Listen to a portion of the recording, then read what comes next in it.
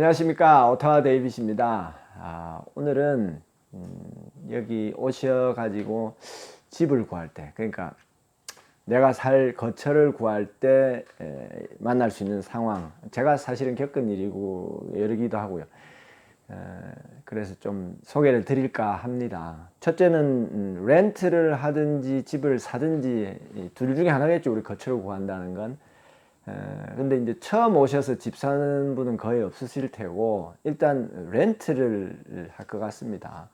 렌트란 게 우리나라에서는 전세가 있고, 요즘에 이제 전월세 또는 월세 이렇게 많이 생겼습니다만은, 이 동네는 뭐 전세란 건 없어요. 사실은 전세라는 제도는 우리나라 한국밖에 없습니다. 전세란 건 내가 돈을 내서 집에 들어가 산다, 이 개념이 사실은 아니에요. 전세는 내가 이 집을 담보로 집주인한테 돈을 빌려준다, 이거예요, 원래는. 근데 이제 옛날에 우리 그 70년대, 80년대, 90년대 전세, 지금도 뭐 전세에 대해서는 주인이 갑이다 생각하지만 사실은 이 세 사는 사람 돈을 빌려준 거예요. 이 돈을 안 떼먹게 하려고 내가 이 집을 깔고 담보로 사는 게 전세 제도예요. 그래서 이 영미법 하에서의 이런 나라들, 미국이나 영국이나는 전세라는 개념 자체가 없는 거예요.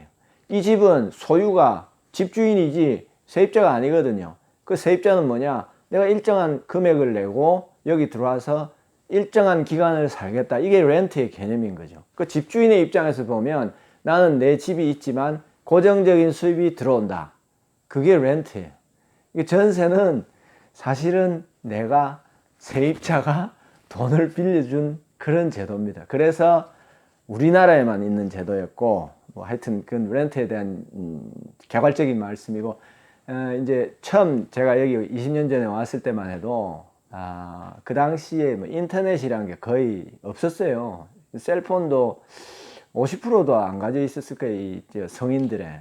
그래서 지금 같은 경우는 뭐 애플리케이션으로 집도 구하고 다 하지만, 저는 처음 왔을 때 그런 기반이 없다 보니까 일단 제가 임시 숙소에 한 일주일 정도 거처를 했었는데, 거기서 매일 아침에 나가서 신문을, 일간지를 샀었어요. 일간지를 사서 첫째는 영어 공부도, 렐러번트한 영어 공부도 할 겸, 또 실질적인 정보, 자동차도 있어야 되고 또 렌트를 구해야 되니까 그 정보도 얻을 겸 해서 일간지를 매일 샀었어요. 뭐 내 주소가 없으니까 구독을 할 수는 없고, 제가 머물렀던 데가 이제 오타와 시내여서 조금만 나가면 그 신문 가판대가 있었어요. 동전 넣어서 이렇게 꺼내는, 그걸로 이제 신문을 사와 가지고 이제 광고를 보고 렌트를 찾으려고 했는데, 아마 처음 오신 분들은 지금은 이제 스마트폰으로 대부분 할 것 같지만, 신문 보고 내가 갈 렌트를 찾는 것도 보통 일이 아니에요. 왜냐하면 그 줄 광고란 거 있지 않습니까? classified ads, 영어로는 classified ads라는 그 줄 광고, 벼룩시장이나 교차로에 보면 그 짧게 뭐 그래픽 없이 그냥 글로만 딱 나온, 보통 렌트 광고를 그렇게 내거든요. 신문에서 이 렌트 광고료를 많이 받으니까 그 자리를 많이 차지하면, 그래서 그걸 이제 줄 광고라 부르지 않습니까? 근데 그 렌트 광고가 이렇게 한 면이 되어 있는데, 그 보통 일간지가 우리나라 요즘 이제 면수가 많지만 이곳 일간지도 그때부터 이미 면수가 굉장히 많았어요. 그래서 어떤 경우는 전체 한 페이지 내지는 두 페이지, 세 페이지까지 그 클래시파이드 에드가 실려 있었는데, 거기 이제 렌트가 쫙 있어요. 근데 이 렌트도 무슨 말인지를 모르는 거예요, 이게. 거기 나오는 용어가. 예를 들어서 내가 아파트를 구한다, 또 그냥 일반 주택을 구한다, 이 경우에 따라 달라질 거 아니에요. 근데 아파트든 그 일반 주택이든 거기 방이 몇 개 있고 화장실이 몇 개 있고, 이 용어조차도 굉장히 저는 어려웠어요. 원룸은 우리나라에만 있는 영어입니다. 다시 말해서 원룸은 영어가 아닙니다. 우리나라에서 원룸 그러면 문을 딱 열고 들어갔을 때 같은 공간에 잠잘 곳과 부엌과 뭐 식당 이런 게 다 있고, 화장실 하나, 문으로 치면 화장실 하나 있는 그런 구조를 원룸이라 그러는데, 여기서는 그걸 스튜디오라 부릅니다. 스튜디오. 원룸은 문을 열고 들어갔을 때 다시 한번 방문을 열고 들어가는 공간이 있는 아파트나 집, 그게 원룸이.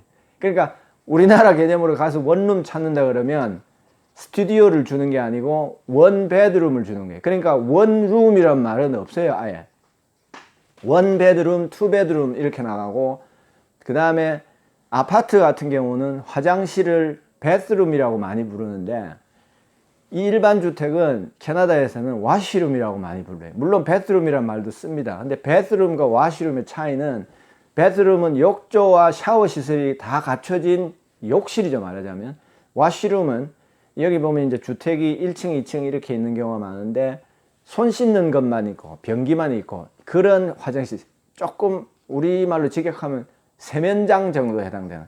근데 이 용어조차도 제가 몰랐기 때문에 어떤 집을 구하는지 알 수가 없는 거예요. 나는 방이 한 3개 있어야 되고 뭐 이런 식으로 생각했었지만 그에 해당되는 정확한 적확한 영어를 제가 알 수가 없어가지고 이것도 한참 헤맸었어요.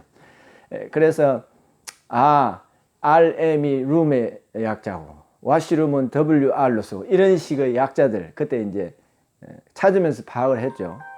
그렇게 갔는데 또 하나 이제 내가 원하는 집을 찾아서 집주인을 이제 만났어요. 만나가지고 얘기하니까 저는 이제 월세라는 개념이 전혀 없던 상태에서 갔으니까 어떤 식으로 하는지 전혀 몰랐어요. 이제 그 사람한테 솔직히 나는 여기 처음 왔으니까 좀 잘 모른다 하고 얘기를 시작했는데, 제가 이제 처음 있었던 집이 방 3개짜리 2층 단독주택이었어요. 그 당시에 1,700불 이제 렌트를 달라 그랬었는데, 조건을 단 서류를 저한테 주는데 좀 이해를 할 수가 없죠. 설명을 부탁을 했어요. 그러니까 거기 뭐라고 하냐면, 이 1,700불이라는 숫자는 이 집에 대한 월세지, 니네가 쓰는 그 전기, 수도, 가스, 광열비는 따로다. 광열비가 뭔지도 몰랐어요. 유틸리티라고 그러더라고요. 유틸리티는 따로다. 유틸리티 excluded. 그러니까 1,700불이라는 렌트에서 유틸리티는 제외됐으니까 네가 따로 내야 된다. 그러니까 내가 쓴 만큼 거기다 더 내야 된다. 다시 말해서 1,700불 플러스 알파가 되는 거죠. 상당히 비싼 돈입니다. 그죠? 거의 200만 원 가까이가 집에서 이렇게 집을 이렇게 유지하기 위해서 나가야 되는 거예요. 근데 또 하나 이제 요구했던 게 디파짓. 계약서를 보통 렌트를 1년 계약을 하는데 첫 달과 마지막 달을 내. 첫 달은 당연히 내야 되겠죠. 근데 마지막 달을 내라는 거예요.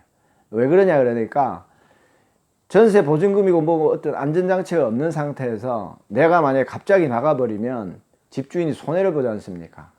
그러니 맨 마지막이라는 건 핑계고 한 달 더 엑스트라로 내놓으라는 거예요. 그래서 내가 만약에 그냥 나가더라도 이 집주인이 다른 세입자를 구하지 못해서 한 달 월세 수입을 못 받는 것을 방지하기 위해서 이 사람들이 그 한 달의 디파짓을 요구하는 거예요. 디파짓이 우리 영한사전 보면 보증금이라는 쪽으로 해석을 많이 해놨는데, 보증금은 돌려주는 거잖아요. 이 디파짓은 못 받아요. 그러니까 디파짓 없이 그냥 렌트는 못 들어온다는 거예요. 그래서 이제 겨우 집을 구해서 들어갔는데, 저는 이제 그때 식구들도 많고 해서 아파트를 안 갔어요. 근데 아파트란 데가 여기도 아파트먼트는 있어요. 그러나 우리나라에서 통용되는 아파트의 개념으로 여기 와가지고 아파트를 찾으면 전혀 다른 집이 나타납니다. 우리나라식의 조금 관리비를 내면서 조금은 고급스러운, 조금 쾌적하고 안락하고 잘 돼 있는 그런 공동주택은 여기서는 콘도미니엄이라고 부릅니다. 그래서 콘도라고 줄여서 부르는데, 콘도미니엄 한국에서 그 휴양지에 우리가 모든 시설이 갖춰져 있고 그냥 놀러 가서 우리 음식 재료만 갖고 와서 해먹고 오는, 그게 콘도미니엄이라고 우리나라는 돼 있죠. 그러나 여기서 콘도미니엄은 한국식 아파트, 그러니까 뭐 10억, 20억 넘어가는, 또 내지는 어쨌든 관리비를 내면서 누가 봐도 괜찮은 살만한, 우리나라는 사실 제가 조금 전에 말씀드린 그 후줄근한 이런 여기서 보는 아파트먼트는 없어요. 우리나라에는. 여기는 완전히 그 정말 없는 사람들 출퇴근용으로 도심에 오히려 이런 공동주택이 많아요. 그래가지고 이 아파트는 하이라이즈 아파트먼트, 로우라이즈 아파트먼트 이렇게 구분이 되어 있는데, 로우라이즈는 거의 3층에서 5층 정도, 우리나라 치면 거의 연립주택 수준의 공동주택이에요. 그거를 여기는 아파트먼트라고 부른다는 거. 참 처음에 굉장히 저는 이걸 이해를 못했었는데 신문을 보고 몇 군데 전화를 해보고 또 찾아가서 보고 하니까 이런 거를 원룸이라 부르고 이런 거를 와시룸이라 부르고 이런 거를 베스룸이라고 부르구나 하는 걸 배웠습니다.